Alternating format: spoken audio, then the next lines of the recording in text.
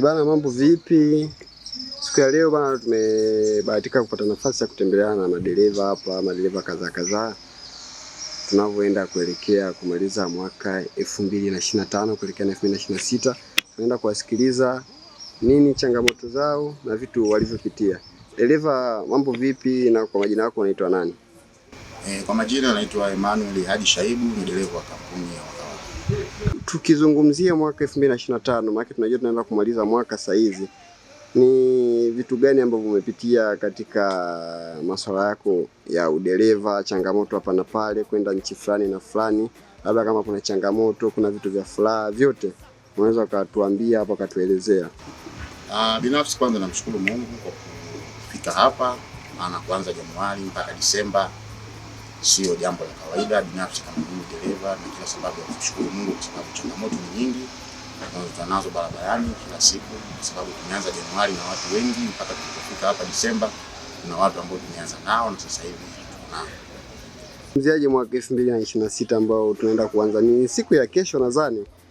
Ni siku ya kesho tunaenda kumaliza mwaka wetu wa 2025 tunaingia 2026. Umejipangaje kuingia mwaka 2026? Kwa mimi binafsi 2026 naomba Mungu sana uwe mwaka wa ongezeko, uwe mwaka wa maendeleo. Na washauri sana madereva wenzangu kwa mwaka huu 2026 tusifanye kazi ya kukimbiza mwenge kwamba tunaenda tu Kongo turudi, bali tufanye kazi kwa malengo, uwe mwaka wa tofauti. Na maoni yako ni yapi kwa serikali ya Tanzania sasa kwenye sekta ya usafirishaji? Maoni yangu kwa serikali yangu ya Tanzania ni kwamba tutazame kidogo na sisi madereva, kwa sababu sasa unapomzungumzia dereva ni mtu ambaye anawindwa sana katika serikali ya Tanzania. Dereva amebanwa kila sekta. Kwa hiyo naishauri sana serikali ijaribu kutazama kidogo na sisi madereva katika mwaka huu 2026. Kipi cha kuwashauri madereva wenzako wote ambao mnafanya hizi shughuli? Mimi kitu cha kuwashauri ni kitu kimoja. Naomba madereva wenzangu, sisi kama madereva tufanye kazi, kwa sababu kama serikali yetu imeungana na matajiri ili kutuwekea vigezo au kutubana sisi madereva, tukafanya sisi na sisi tuungane tufanye kazi. Tusihamasishane migomo au tusifanye kitu ambacho hakitatupa faida sisi kama madereva. Cha msingi tuungane nao tufanye kazi. Hapa tunatumia kanuni ya Ben Loyo. Ben Loyo anasema kwamba ukishindwa kupingana nao basi ungana nao. Sisi tumeshindwa kupambana na serikali, tumeshindwa kupambana na maajiri. Cha msingi tunaungana nao. Una kipi cha kuzungumza wewe kama wewe kutokana na mwaka huu kupinduka na mambo kadhaa, tunajua changamoto nyingi umekutana nazo, una kipi cha kuzungumza?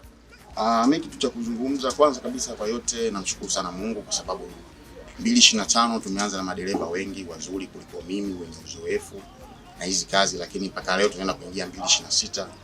Baadhi ya madereva hao siwaoni, wamepotea, wengine kwa vifo vya ghafla, na wao pia walikuwa na malengo kama yangu mimi kufika 2026. Wameacha familia zao, wameacha watoto wao. Kwa hiyo nachowasihi madereva wenzangu, tufuate sheria za barabarani, tuzingatie usalama wa barabarani kwa sababu familia zetu zinatuhitaji sana. Kipi cha kuiambia familia yako popote ilipo Tanzania kuhusiana na mwaka, kuitakia heri ya sikukuu na vitu vingine kaza wa kaza? Familia yangu mimi nawapenda sana. Mungu endelee kutupa nguvu, Mungu endelee kutupa afya. Kama hapa nilipo sasa mimi nasafiri kwenda DRC, familia yangu nimeiacha nyumbani, kwa kuzidi kuombeana mema. Ni hivyo tu. Na kwenye shughuli zako za usanii, tunajua ni msanii mkubwa sana. Nyimbo zako zinaendaje, labda mjini YouTube unapatikanaje, nini na nini? Kuhusu nyimbo, kifupi na nyimbo moja, lakini 2026 kuna kazi ambayo naiandaa. Mungu akinitia nguvu naweza nikatoa video yake. Ndio, asante dereva kwa ushirikiano.